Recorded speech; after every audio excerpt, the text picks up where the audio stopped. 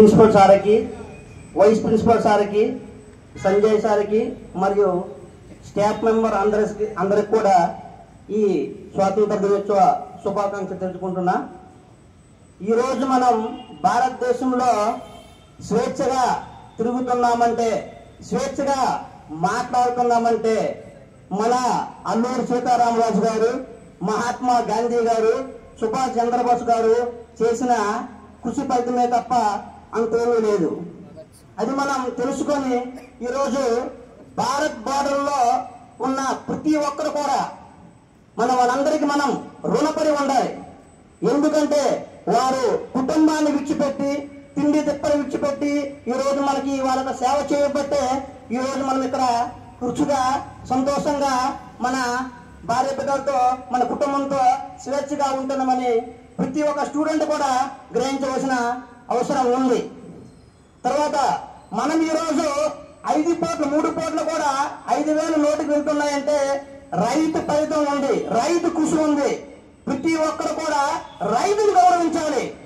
ప్రతి ఒక్కరు కూడా రైతుని కంపల్సరిగా 100% రైతుని గౌరవించాలి.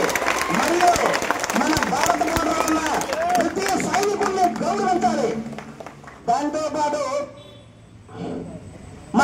మనకి పుట్టి మనకు జన్మనిచ్చిన మన తండ్రిదండ్రికి మనం రుణపడి ఉండాలి. మరియు వాళ్ళని ప్రతి ఒక్కరు కూడా గౌరవించాలి. నువ్వు సీఎం అయినా, పిఎం అయినా, కలెక్టర్ అయినా నీ అమ్మ నాన్నని కంపల్సరీ 100% గౌరవించవలసిందే. ఎందుకంటే నువ్వు సీఎం అవడానికి కారణం మీ అమ్మ మీ నాన్న. అది మాత్రం ప్రతి ఒక్కరు గుర్తు పెట్టుకోవాలి.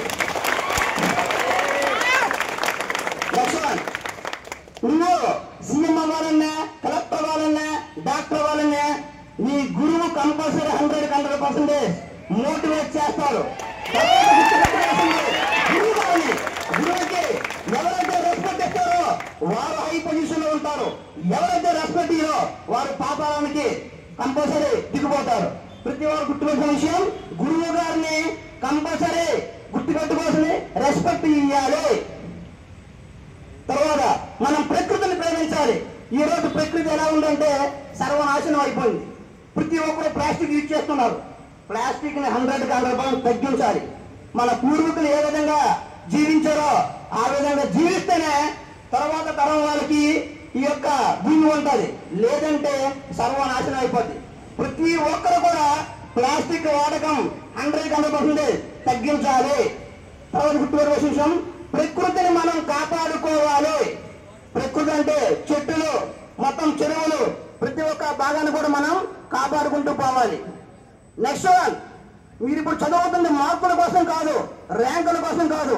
తర్వాత మన జన్మ తరాలకి అండగా ఉండాలంటే ప్రతి ఒక్కరు ఒక సైనికులుగా తయారవ్వాలి. ప్రతి ఒక్కరు ఒక రైతుగా తయారవ్వాలి. అందుకోసం చదువు తప్ప మార్కుల కోసం, ర్యాంకుల కోసం కాదు. మార్క్స్ వ్యవస్థ ఎవరికైనా డెవలప్ చేస్తే మార్క్స్ వస్తాయి. కానీ ఒక సైనికుడుగా తయారవ్వాలంటే కృషి చేయాలి, కష్టపడాలి. ఒక రైతుగా తయారవ్వాలంటే కృషి చేయాలి, కష్టపడాలి.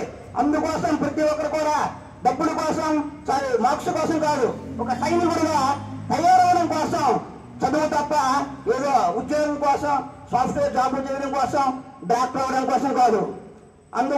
అందుకోసం నా సలహా ఏంటంటే మీరందరూ కూడా చదువుకున్నాక మన ఊరికి, మన కుటుంబానికి, ఈ సమాజానికి, ఈ భారతదేశానికి మంచి పేరు తీసుకొస్తారని నేను ప్రతి ఒక్కరిని కోరుకుంటున్నా.